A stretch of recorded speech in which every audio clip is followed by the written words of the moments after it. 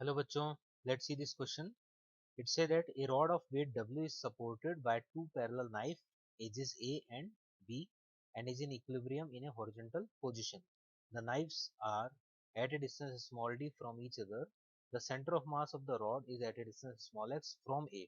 The normal reaction on A and on B is 1997 में ये question पूछा गया था. इस क्वेश्चन को सॉल्व करने के लिए जो हमारा की कॉन्सेप्ट होगा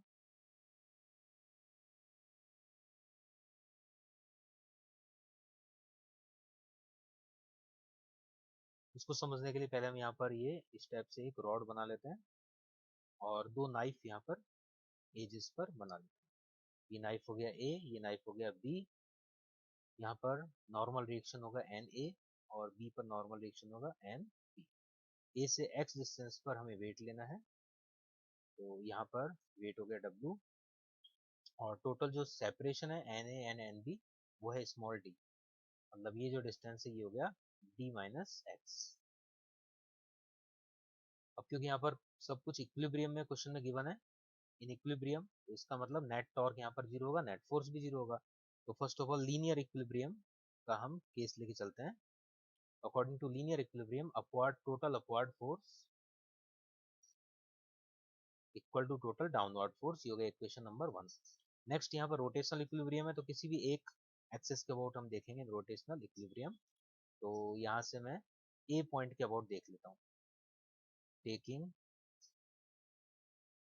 रोटेशनल इक्विलिब्रियम, कहीं से भी देखेंगे तो इक्विलिब्रियम में ही है, पर किसी एक रेफरेंस को हमें लेना होता है. Taking rotational equilibrium about A. B के अबाउट भी ले सकते हैं, किसी के अबाउट भी लो, हमें इक्वेशन बनाना है और सॉल्व करना है, ए की आंसर आएगा. ए के अबाउट लेंगे तो एन ए का टॉर्क तो जीरो हो गया, तो बचा डब्ल्यू का टॉर्क और बी का टॉर्क. तो यहाँ से डब्ल्यू का टॉर्क और बी का टॉर्क इक्वल अमाउंट में होगा और अपोजिट तो दिख ही रहा है हमें.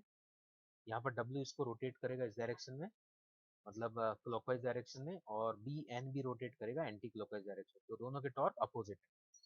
डब्ल्यू का टॉर्क निकाल लेते हैं हम यहाँ से ए पॉइंट से, तो डिस्टेंस एक्स है, so it will be w into x equal to nb into distance d. तो यहाँ से इजीली हमने nb निकाल दिया. nb is w into x upon d. ये हो गया b पर नॉर्मल रिएक्शन. a पर निकालना है तो nb को इधर रिप्लेस कर देंगे. Then na will be equal to w minus nb. यहाँ से हम w कॉमन लेंगे, it will be 1 minus x upon d. इस स्टेप से a पर भी नॉर्मल रिएक्शन आ गया. ए और बी दोनों पर नॉर्मल रिएक्शन ये वैल्यूज होंगे. Hope you understand it well. Best of luck.